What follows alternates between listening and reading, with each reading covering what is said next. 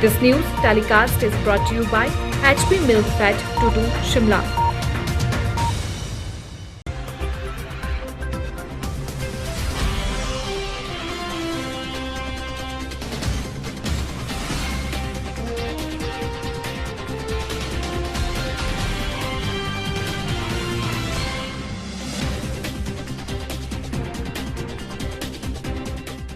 नमस्कार, हिमाचल खबरनामा में आपका स्वागत है। मैं हूं कैलाश वर्मा। सबसे पहले नजर डालते हैं कुछ खास सुर्खियों पर।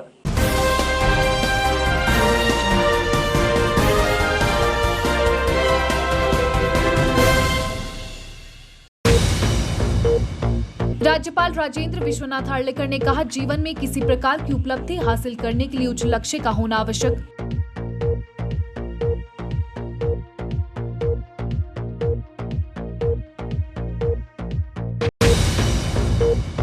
कांग्रेस प्रदेश अध्यक्ष कुलदीप सिंह राठौर ने चुनाव आयोग की कार्यप्रणाली पर उठाए सवाल।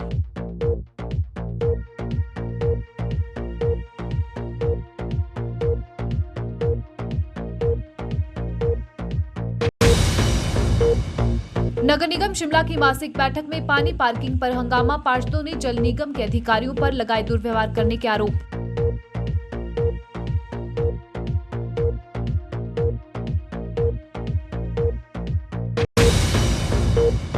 पांच नवंबर को धामी में होने वाले पत्थर मेले का इस वर्ष भी नहीं किया जाएगा आयोजन।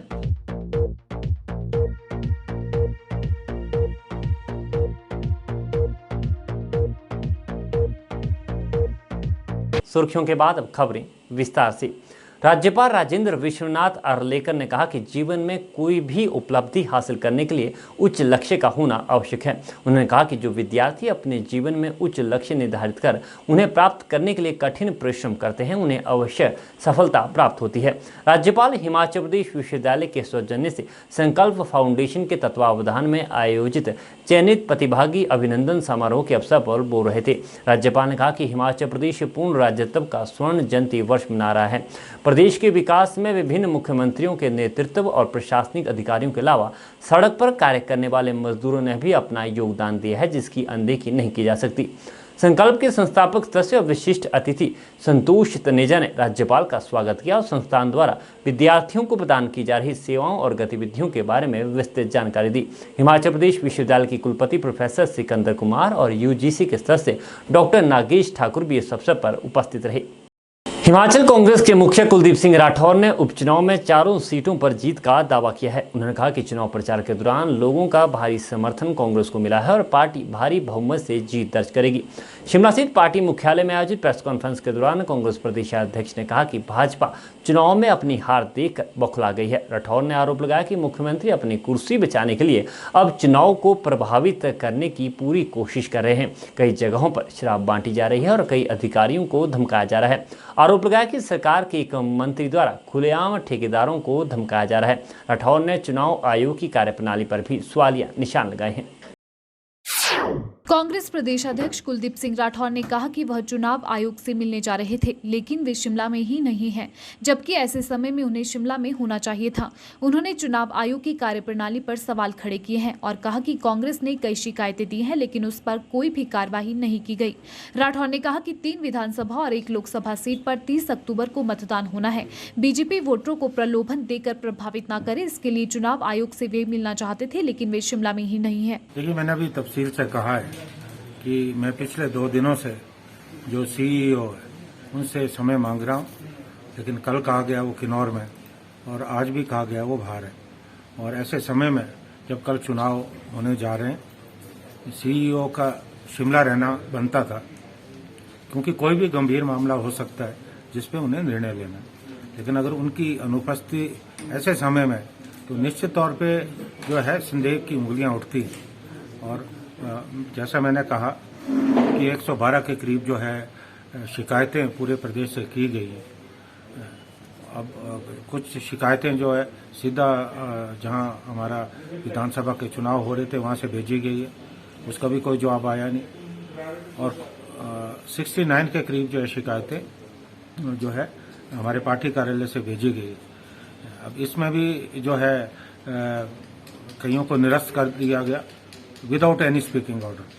जब आप किसी शिकायत को निरस्त करते हैं तो you have to specify reasons also. अब उसमें तो कोई कारण नहीं बताए गए। और 4 शिकायतें जो गंभीर थी उन्हें जो है इलेक्शन कमीशन ऑफ इंडिया के पास जो है भेजा गया। और मुझे हैरानी है, कल तो चुनाव होने जा रहे हैं, अब चुनाव के बाद आप क्या निर्णय लोगे? इसका मतलब ये है कि इलेक्शन कमीशन ऑफ इंडिया भी उन शिकायतों पे बैठा है, उन्होंने कोई निर्णय नहीं लिया। तो मुझे लगता है कि जिस तरह से चुनाव आयोग का रवैया है वो बिल्कुल पक्षपातपूर्ण है। फिर भी मैंने आप लोगों के माध्यम से, मीडिया के माध्यम से जो है संदेश देने का प्रयास किया है चुनाव आयोग को कि वो लोकतंत्र की जो स्वस्थ परंपरा है उसको बनाए रखें। और मैंने आशंका भी जताई है कि आज की जो रात है वो क़यामत की रात होगी। पूरी तरह से भारतीय जनता पार्टी के जो लोग हैं जगह जगह पे जाकर पैसा और शराब बांट रहे हैं। बहुत सारी जगह से जो हमारे पार्टी के वरिष्ठ नेता हैं, पार्टी के कार्यकर्ता हैं, उनके बराबर मुझे फोन आ रहे हैं। तो मैं चुनाव आयोग से इस बात की गुजारिश करना चाहूंगा कि सतर्कता बरतने का प्रयास करें। और हमें यह भी आशंका है कि कुछ चुनाव क्षेत्र, खासकर जो मुख्यमंत्री का चुनाव क्षेत्र है, वहां बूथ कैप्चरिंग भी हो सकती है।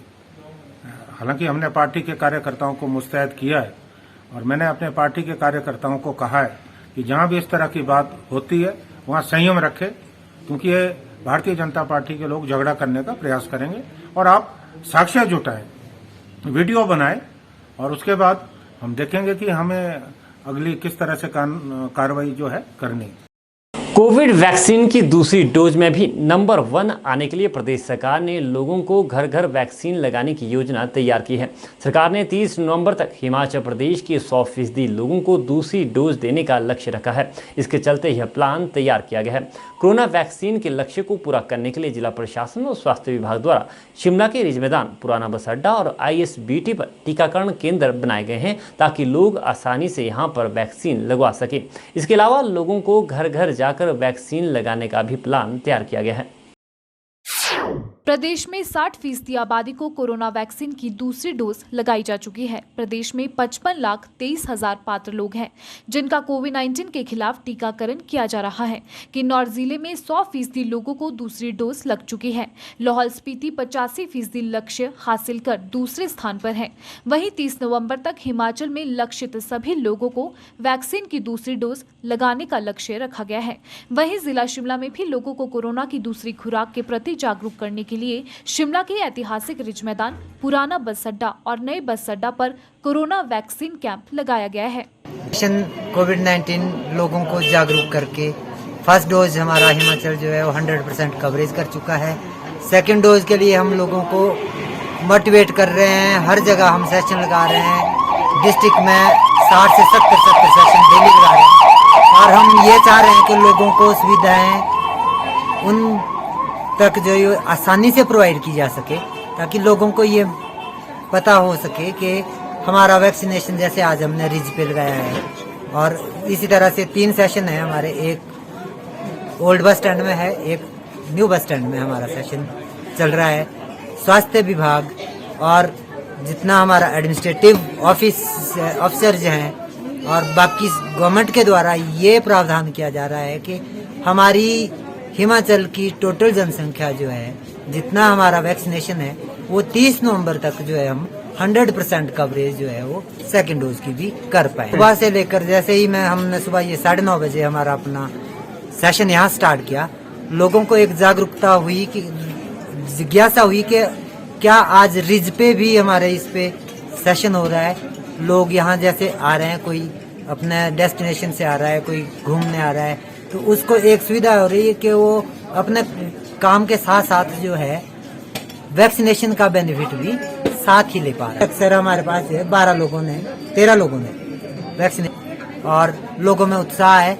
और हम लोगों को ये भी बोल रहे हैं कि साथ में जितने भी हमारे पास वैक्सीनेशन के लिए आए थे लोग, कि अगर आपके पास नियर बाई कोई और भी लोग हैं जिनको फर्स्ट सेकंड डोज लगनी है, तो हम उनको यहाँ जो है शाम को 3:30 बजे तक जो है वैक्सीनेशन शिमला के बचत भवन में नगर निगम की मासिक बैठक हुई। निगम महापौर सत्या कौंडल की अध्यक्षता में आयोजित इस बैठक में शहर में पानी और पार्किंग के मुद्दे पर खूब हंगामा हुआ। बैठक शुरू होते ही पार्षदों ने शहर में पानी की आपूर्ति करने वाली कंपनी की कार्यप्रणाली पर सवाल खड़े किए। इतना नहीं, पार्षदों ने कंपनी के अधिकारियों पर दुर्व्यवहार करने के आरोप लगाए। पार्षदों ने बताया कि उनके वार्ड में 4-4 दिनों तक पानी नहीं आता और जब एजीएम को इस संबंध में कॉल किया जाता है तो वो फोन तक नहीं उठाते। वहीं महापौर सत्या कौंडल ने अधिकारियों के पार्षदों के साथ इस तरह के व्यवहार को दुर्भाग्यपूर्ण करार दिया। नगर निगम शिमला की मासिक बैठक में एक बार फिर हंगामा देखने को मिला। शुक्रवार को बैठक शुरू होते ही पार्षदों ने शहर में पानी की आपूर्ति करने वाली कंपनी की कार्यप्रणाली पर सवाल खड़े किए। इतना ही नहीं, पार्षदों ने कंपनी के अधिकारियों पर पार्षदों के साथ दुर्व्यवहार के आरोप भी लगाए। पार्षदों ने बताया कि उनके वार्ड में 4-4 दिन तक पानी नहीं आता है और जब एजीएम को इस संबंध में कॉल किया जाता है तो वह फोन नहीं उठाते। वहीं बीते दिनों पार्षद दिवाकर देव शर्मा के साथ जल निगम के एजीएम द्वारा किए गए दुर्व्यवहार को लेकर हाउस में जमकर हंगामा हुआ। ज्यादातर पार्षदों ने दिवाकर देव शर्मा का पक्ष लेते हुए एसजेपीएनएल के एजीएम को उनके साथ किए गए दुर्व्यवहार पर माफी मांगने को कहा। कई पार्षदों ने आरोप लगाए कि उनके वार्ड में बीते कई दिनों से पानी नहीं आया है।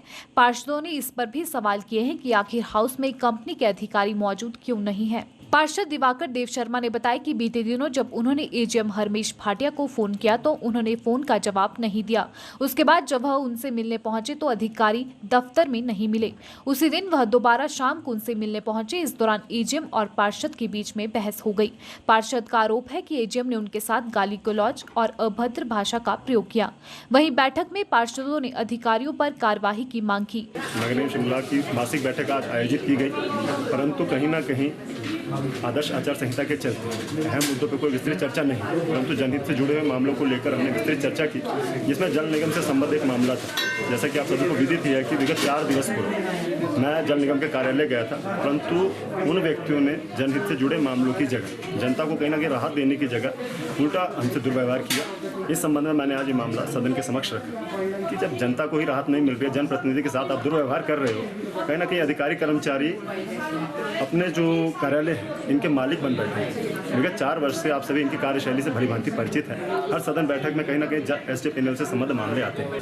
हम लोगों ने एक विस्तृत बैठक की जिसमें आयुक्त महोदय भी थे, महापौर भी थे। उन्होंने आश्वस्त किया कि हम 2,70,000 लीटर आपको प्रतिदिन देंगे। वो 2 से 3 दिन दिया भी गया, परंतु उससे बाद आज तक पेयजल आपूर्ति नहीं की गई है। इसी संबंध में मैं इनसे मिलने गया था और उन्होंने पेयजल आपूर्ति करने की जगह जनहित की जगह दुर्व्यवहार किया, जो कि बहुत ही दुर्भाग्यपूर्ण है। आज इनसे मांग की गई है कि इनके विरुद्ध कड़ी कार्रवाई की जानी चाहिए। नगर निगम की महापौर सत्या कौंडल ने अधिकारियों के पार्षदों के साथ इस तरह के व्यवहार को दुर्भाग्यपूर्ण करार दिया। उन्होंने कहा कि पार्षद जनता के द्वारा चुन के आते हैं और इस तरह का व्यवहार किसी भी सूरत में बर्दाश्त नहीं किया जाएगा। इसके लिए अधिकारी से जवाब तलब किया जाएगा।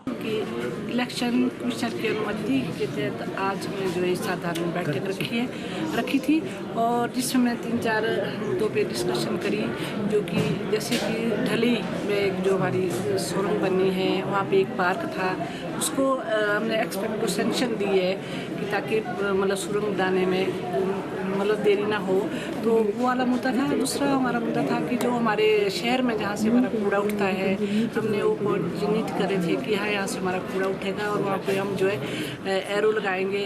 तो इस तरह का जो भी हमने यहाँ हाउस से पास किया है और जिला प्रशासन को भेजेंगे, वो उनसे हम अनुमति लेंगे।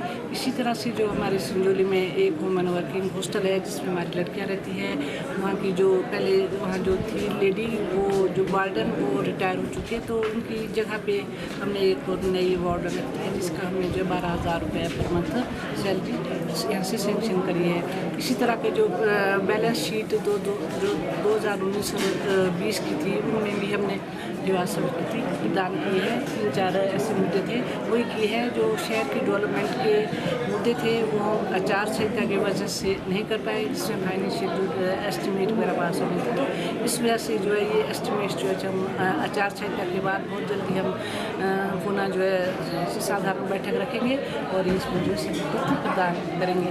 मुझे थोड़ा सा इस बात का बड़ा अफसोस है कि जो हमारे जल प्रबंधन निगम है वो सही काम नहीं कर रहे हैं अभी जैसे कि हमारे हाउस ने उठाया क्वेश्चन कि जो हमारे यहाँ एजीएम है जो भी है हमारे साथ मिसबिहेव किया है, तो ये अच्छी बात नहीं है कि जो भी हमारे पार्षद है वो पब्लिक के चुने हुए प्रतिनिधि है और आज तक कभी किसी भी ऑफिसर ने इस तरह का मिसबिहेव किसी भी पब्लिक के साथ, काउंसलर के साथ, पार्षद के साथ नहीं किया है। ये बहुत ही दुर्भाग्यपूर्ण बात है और मैंने जो है निर्देश दिया है कि इसके बारे में इंक्वायरी की जाए, कौन ऐसा ऑफिसर है जो नगर पार्षद के साथ जो इस तरह का मिसबिहेव करते हैं और आगे के लिए जो इस तरह का मिसबिहेव नहीं होना चाहिए, क्योंकि जो पब्लिक द्वारा चुने गए हमारे जो पार्षद हैं उनका इज्जत मान लीजिए और इनका शिमला शहर के लिए जो है इनका सहयोग लीजिए। देखिए बहुत ही गंभीर मामला है, इससे मैं भी बहुत चिंतित हूँ। तो मेरा मानना तो है कि मैं पर्सनली चीफ सेक्रेटरी साहब से भी जो इनके कंपनी के CEO है या जो भी चीफ इंजीनियर है, मैं उनसे पर्सनली बात करूँगी कि इस तरह का नहीं होना चाहिए। सबसे पहले तो ये है कि हमारे जो पार्षद करके आए हैं उनके साथ मिसबिहेव ना हो और जो पब्लिक को बिल जा रहे हैं वो सही तरीके से जाए। और जब भी मतलब हम भी इस पे हमारा जो है जल प्रबंधन निगम के साथ 52% हमारा शेयर है और अधिकतर जो पब्लिक आती है वो मेरे पास ही आती है। जो हमारे बिल अधिकार है इनको कम कीजिए या इनकी पुनः रीडिंग करिए। तो मैं समझती हूँ कि इनको पहले ट्रेनिंग हो, जो आप इस पर जो रीडिंग करवा रहे हैं गलत रीडिंग ना करें प्लीज़। मेरा इनसे ये आग्रह रहेगा और ये मुद्दा जो मैं सरकार के समक्ष उठाऊंगी और जो हमारे चीफ सेक्रेटरी साहब हैं वो अच्छी तरह से हमारी समस्या को सुनते हैं, मैं उनके सामने भी इस बात को रखूँगी। देखिए ये भी बहुत अच्छा मुद्दा आपने उठाया कि जो मतलब हमने जो मकान जो हमने गरीबों के लिए बनाए हैं वो गरीबों को ही मिलेंगे, लेकिन थोड़ी सी समस्या थी कि जो हम आपको जैसे बताइए कि अम्बुडा के द्वारा जो है एक वहाँ पे कॉलोनी बनाई जा रही है और वहाँ जो रहते थे उनको टेम्परेरी वहाँ शिफ्ट किया है और जैसे ही अम्बुडा इसको कॉलोनी को तैयार करेगी और उनको हम वहाँ शिफ्ट कर लेंगे और ये जो मकान गरीबों के लिए बने हैं ये गरीबों को ही दिए जाएंगे। MC हाउस में इंजन घर वार्ड की पार्षद आरती चौहान ने आउटसोर्स कर्मचारियों के वेतन का मुद्दा भी उठाया। उन्होंने सवाल पूछा कि निगम बताए कि किस आधार पर कुछ आउटसोर्स कर्मचारियों का वेतन 8 से 25,000 बढ़ाया गया है। उन्होंने आयुक्त से इस संबंध में सभी तथ्य और प्रमाण हाउस में रखने को कहा। उन्होंने कहा कि जब किसी भी प्रस्ताव पर चर्चा करनी होती है या कूड़े पानी के बिल बढ़ाने होते हैं तो उस पर हाउस में चर्चा की जाती है। उन्होंने कहा कि आउटसोर्स कर्मचारियों का वेतन बिना किसी चर्चा के ही बढ़ा दिया गया। आउटसोर्स को लेकर जो मेन इशू था, जो यहाँ पे आउटसोर्स पे हमने जो एम्प्लॉय किए थे वर्कर्स, उनको जब हमने एम्प्लॉय किया था तो वो 8,000 पे एम्प्लॉय किया गया था। तो अभी आप देखेंगे 50 to 60 यहाँ पे आउटसोर्स से लगे थे जिस डे से वो लगे थे और आज उनको कंपेयर करें आप एक साल में तो उनकी 8,000 से 25,000 तक सिर्फ 1 या 2 लोगों की तनख्वाह बढ़ी है, जिसमें ऑफिसर ने 1 या 2 लोगों को पर्सनली बेनिफिट दिया है। जो बाकी आउटसोर्स है उनसे मतभेद किया गया है और इसमें बहुत ज़्यादा घपला किया गया है कि एक साल में 8,000 से 25,000 सैलरी कैसे कोई बढ़ा सकता है। और कैबिन को लेके भी यही इशू है, जो यहाँ रेगुलर एम्प्लॉयज उनको कैबिन नहीं दिया जा रहा था और जो आउटसोर्स में 1-2 लगे हैं उनको पर्सनली कैबिन दिया जा रहा था, जिसमें से कि यहाँ जो वर्किंग है वो नहीं होती है। यहाँ पे मैक्सिमम टाइम ऑफिसर और स्टाफ में आपस में लड़ाई झगड़े में निकल रहा है क्योंकि रेगुलर स्टाफ के साथ मतभेद किया जा रहा है और इसमें जरूर कोई ना कोई बहुत बड़ी साजिश है जो इन्होंने 8 से 25,000 तनख्वाह बढ़ा दी है। मेरा यही कहना है सदन से, जब कूड़े के बिल बढ़ाने होते हैं तो फाइल आप MC सदन में लाते हैं 10% जब रेस करते हैं, लेकिन जब इन लोगों की तनख्वाह बढ़ानी होती है तो ऑफिसर अपनी पावर से, ऐसे कौन से अफसर को पावर दे दी है सरकार ने जो एक साल में 8,000 से 25,000 तक किसी की तनख्वाह बढ़ा सके। वहीं कृष्णानगर से पार्षद बिट्टू पाना ने भी बैठक में राजीव आवास योजना के तहत बनाए गए आशियानों को निगम के कर्मियों को दिए जाने पर सवाल खड़े किए। आज हमने वो मुद्दा उठाया था कि राजीव आवास योजना के तहत कृष्णानगर में 64 मकान बनने थे, जिसमें से अभी 16 तैयार हो चुके थे। वो 16 इन्होंने बहुत जल्दबाजी में अपने कर्मचारियों को दे दिए, लेकिन अब इन्होंने आश्वासन ये दिया कि 32 जो नए हाउसेस बन रहे हैं वो भी बहुत जल्द बन जाएंगे। जैसे 32 हाउसेस बन जाएंगे और ये जो 16 हाउसेस हमने दिए हैं इसको भी हम बहुत जल्द, जैसे ये हमारा कि काट रोड पर एक बिल्डिंग हटाई गई है, उस बिल्डिंग को बना के उस बिल्डिंग वालों को ही वहाँ पर शिफ्ट किया था। उनको बहुत जल्द ये विदिन ईयर 1 साल के अंदर या उससे पहले भी विदिन 6 मंथ को उसको बिल्डिंग को तैयार करके वो उसमें उसको वापस शिफ्ट कर देंगे। कमिश्नर साहब ने बोला कि हम बहुत जल्द उसको वहाँ उन लोगों को वहाँ पर शिफ्ट करके अब इनको 64 के 64 मकान बहुत जल्द इनको जो गरीब आवास योजना के तहत बने हैं गरीबों को ही देंगे और ये आश्वासन कमिश्नर साहब ने आज मुझे दिया है।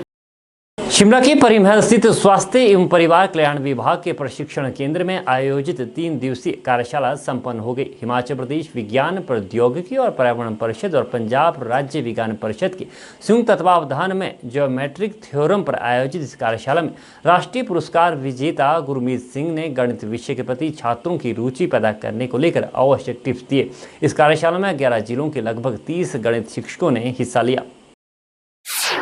शिमला के परिमहल स्थित स्वास्थ्य एवं परिवार कल्याण विभाग के प्रशिक्षण केंद्र में हिमाचल प्रदेश विज्ञान प्रौद्योगिकी और पर्यावरण परिषद और पंजाब राज्य विज्ञान परिषद के संयुक्त तत्वावधान में ज्योमेट्रिक थ्योरम पर 3 दिवसीय कार्यशाला का समापन हो गया। आयोजकों ने बताया कि ये एक ज्ञात तथ्य है कि गणित को कई छात्रों द्वारा एक कठिन विषय माना जाता है। उन्होंने बताया कि छात्रों को अक्सर गणितीय थ्योरम्स को समझने में कठिनाई होती है और परिणाम स्वरूप विषय में रुचि कम हो जाती है। पंजाब राज्य विज्ञान प्रौद्योगिकी और पर्यावरण परिषद ने विज्ञान और गणित आउटरीच कार्यक्रम के तहत गणित में रुचि पैदा करने के लिए एक अभिनव मॉड्यूल तैयार किया है। इस मॉड्यूल के तहत कठिन ज्योमेट्रिक थ्योरम्स को छात्रों को समझने के लिए आसान और सार्थक बनाया गया है। ये मॉड्यूल पंजाब राज्य से संबंध रखने वाले अध्यापक राष्ट्रीय पुरस्कृत विजेता गुरमीत सिंह द्वारा विकसित किया गया है, जिसके लिए उन्हें 3 पेटेंट दिए गए हैं। कार्यशाला के प्रतिभागियों को छात्रों के बीच गणित को रुचिकर बनाने के लिए अपने स्कूलों में उपयोग के लिए गणित किट प्रदान की गई। शिक्षक इस पेटेंट किट के माध्यम से छात्रों को कठिन ज्योमेट्रिक थ्योरम्स को आसान तरीके से समझा पाएंगे। गणित शिक्षा में इसका लाभ सीधे तौर पर प्रदेश के विभिन्न जिलों के सरकारी एवं निजी स्कूलों में पढ़ रहे छात्रों को मिलेगा। 3 दिवसीय कार्यशाला में सभी पार्टिसिपेंट ने 10-10 मॉडल असेंबल किए और एक किट बन गई है। वो अपने स्कूल में जाएंगे और वहीं अपने स्कूल टीचर, बाकी साथी टीचर्स और अपने डिस्ट्रिक्ट के टीचर्स के लिए और स्टूडेंट्स के लिए वो यूज़ करेंगे। जो 30 सुपर टीचर्स बन गए हैं, super mean perfect resource person बन गए हैं। वे अपने डिस्ट्रिक्ट में जाकर एजुकेशन डिपार्टमेंट की ओर से एज रिसोर्स पर्सन काम कर सकते हैं। और वहाँ सभी टीचर्स ने जो फीडबैक मुझे दिया, वो कहते हैं कि ऐसी कार्यशाला हमने पहले कभी अटेंड नहीं की। इससे जैसे बच्चों में जो एक मैथ फोबिया रहता था, हम पहले चॉक एंड टॉक की हेल्प से ही बच्चों को सभी geometrical figures, geometrical concepts explain करते थे, लेकिन अब इन डिवाइस, इन मॉडल्स की हेल्प से हम बच्चों को exact practical and experimental math explain कर पाएंगे। जो बच्चों के मन में कहीं कन्फ्यूजन रह जाता सी, जैसे हम ट्राइंगल की एक डायग्राम बनाकर बोल देते सी कि एक इक्विलेटरल है, लेकिन इन मॉडल की हेल्प से वो एग्जैक्ट रीडिंग नोट कर पाएंगे, एग्जैक्ट एंगल्स की मेजरमेंट नोट कर पाएंगे और उनका जो कहीं ना कहीं जो कन्फ्यूज़न रह जाता सी वो दूर होएगा। और अब मुझे पूर्ण आशा है कि जो सभी टीचर अपने अपने स्कूल में जाके जे उनको गाइड करेंगे और जो कार्यशाला है, इसका जो उद्देश्य है वे Punjab state council, HIMCOSTE and NCSTC DST government of India का जो उद्देश्य तभी फुलफिल होगा जब ये टीचर इस नॉलेज को अपने साथी टीचर्स को और बच्चों में बांटेंगे। इसमें लगभग 30 टीचरों ने यहाँ पर जो मैथ के टीचर हैं उन्होंने भाग लिया और इसमें ज्योमेट्री वो जो बेसिकली जो मैथमेटिक्स का एक रूप है उसके बारे में एक बहुत ही अच्छे तरीके से, डिटेल्ड तरीके से किस प्रकार से बच्चों को जो सामान्य एक्सपेरिमेंट बेसिस में इसको पढ़ा सकते हैं, उस बारे में इस कार्यशाला का आयोजन किया गया था। जहाँ तक मुझे अभी फीडबैक मिली और टीचरों से हमने जो वार्तालाप किया, ये बहुत ही इफ़ेक्टिव तरीका है एक प्रकार से मैथमेटिक्स के प्रति बच्चों को टेम्परामेंट पैदा करने का। शिमला के राजकीय कन्या आदर्श वरिष्ठ माध्यमिक विद्यालय पोर्टमोर में सतर्कता जागरूकता सप्ताह के अंतर्गत स्लोगन राइटिंग कंपटीशन का आयोजन किया जा रहा है। प्रतियोगिता में विद्यालय की कक्षा 8वीं से कक्षा 10वीं तक की छात्राओं ने भाग लिया। स्कूल के प्रधानाचार्य नरेंद्र सूद ने बताया कि विजिलेंस विभाग की ओर से करवाई गई इस प्रतियोगिता में छात्राओं ने बढ़ चढ़कर हिस्सा लिया। उन्होंने बताया कि केंद्रीय सतर्कता आयोग द्वारा 26 अक्टूबर से 1 नवंबर तक सतर्कता जागरूकता सप्ताह मनाया जा रहा है, जिसके तहत स्कूल स्तर पर विभिन्न गतिविधियां आयोजित की जा रही हैं।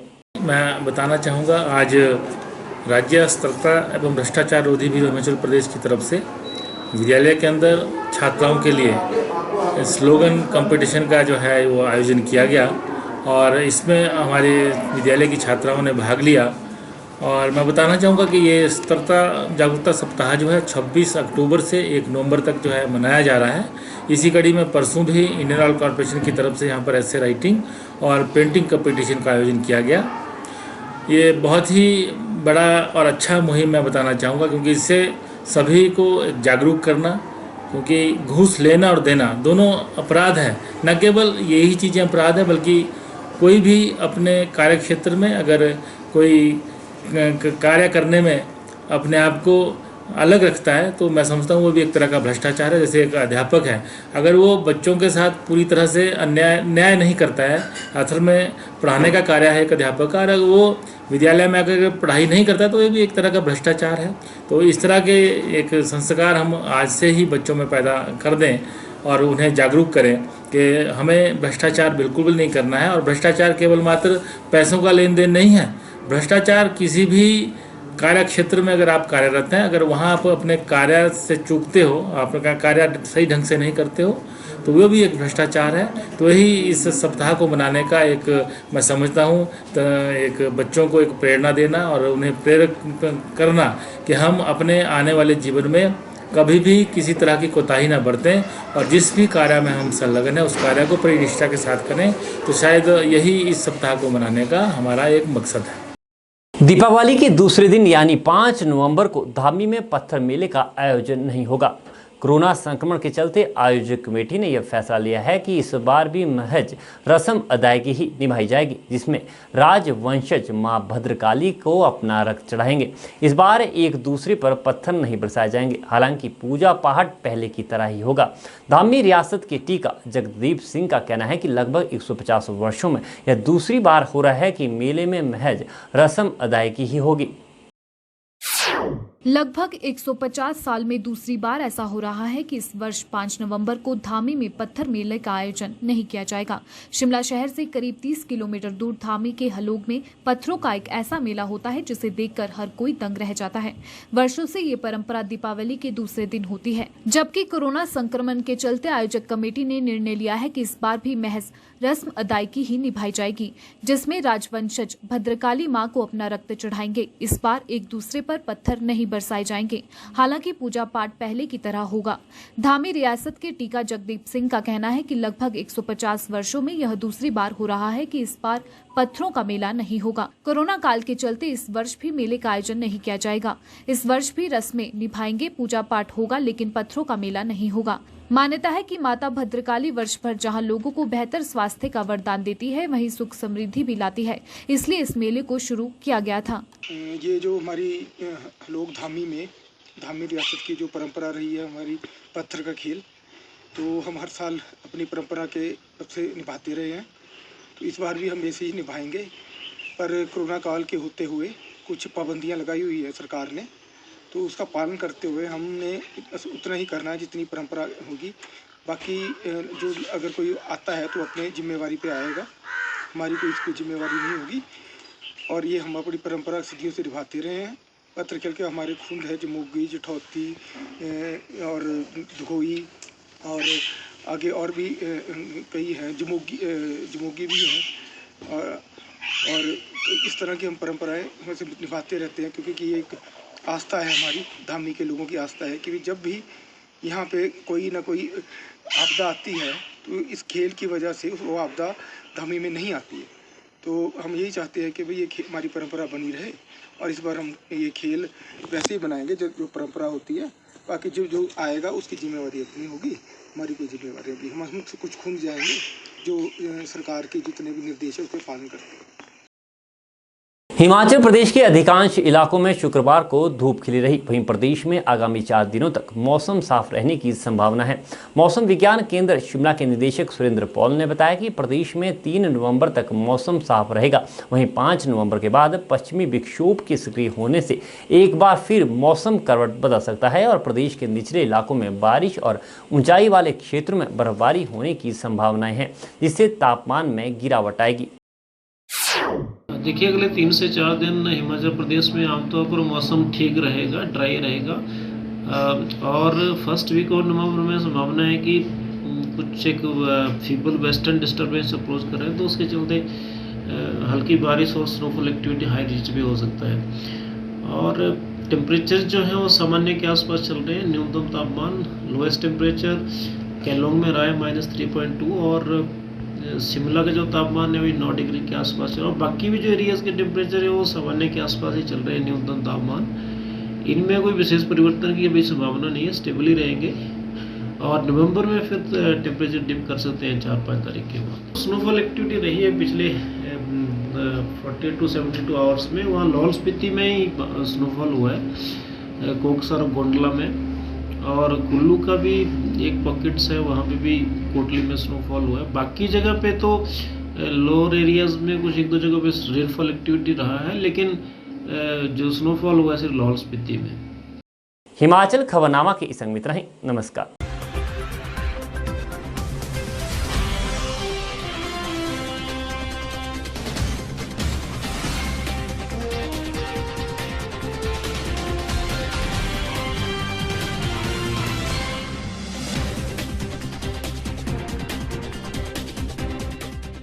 इस न्यूज बुलेटिन के प्रायोजक थे HP मिल्क फैट टूडू शिमला।